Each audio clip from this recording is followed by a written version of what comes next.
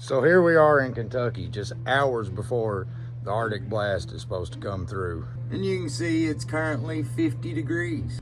I'm gonna keep y'all updated on this. Me and this beautiful woman just went and did some Christmas shopping. And it's currently 50 degrees at 4 o'clock. Here we are at 6 o'clock.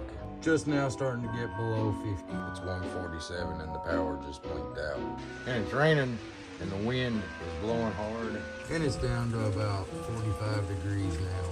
About 2:24. And we got snow. Get below 40 now. Got the water running so it don't freeze. Now I'm going to bed. I'll update you in the morning.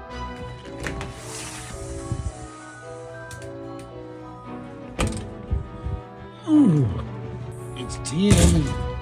Ooh, that wind is so cold. Do not ask me to go outside today.